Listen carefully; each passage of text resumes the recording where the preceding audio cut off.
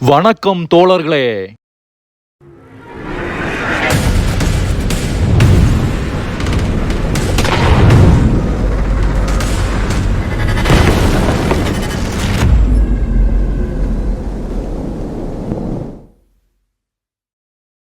America போன்ற பல மேற்கத்திய நாடுகளுடன் பல நூறு பிரச்சனைகள் ரஷ்யாவிற்கும் சீனாவிற்கும் இருந்தபோதிலும் நிரூபிக்கப்பட்ட நம்பகமான எரிபொருள் திறன் கொண்ட மற்றும் உலகளவில் சான்றளிக்கப்பட்ட விமானங்களை மேற்கத்திய உற்பத்தியாளர்கள் உற்பத்தி செய்து வழங்குவதால் சீனாவும் ரஷ்யாவும் போயிங் மற்றும் ஏர்பஸ் பயணிகள் விமானங்களையே பயன்படுத்துகின்றன.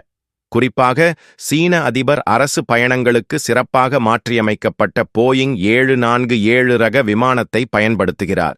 இது ஏர் சீனாவால் இயக்கப்படுகிறது.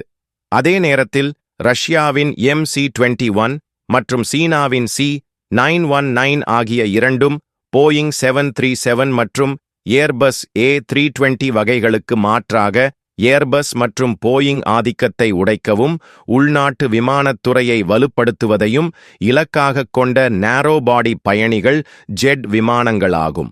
ஆனால் ரஷ்யா மீதான பொருளாதார தடைகள் காரணமாக MC-21 இன் வளர்ச்சி தாமதமாகியுள்ளது.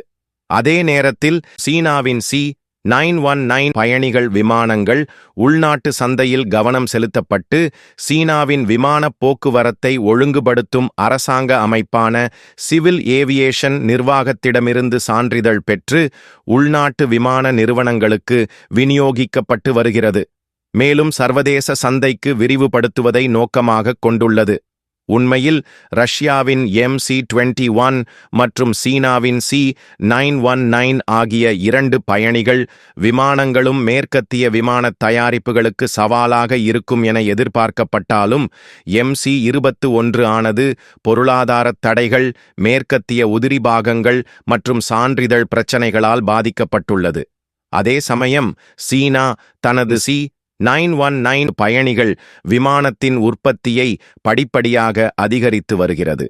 சுருக்கமாக MC-21 மற்றும் C919 ஆகிய இரண்டு பயணிகள் விமானங்களும் மேற்கத்திய விமான உற்பத்தியாளர்களுக்கு போட்டியாக உருவெடுத்துள்ளன. ஆனால் புவிசார் அரசியல் சூழ்நிலைகள் சீனாவின் C919க்கு சாதகமாகவும் ரஷ்யாவின் MC-21க்கு சவாலாகவும் மாறியுள்ளன.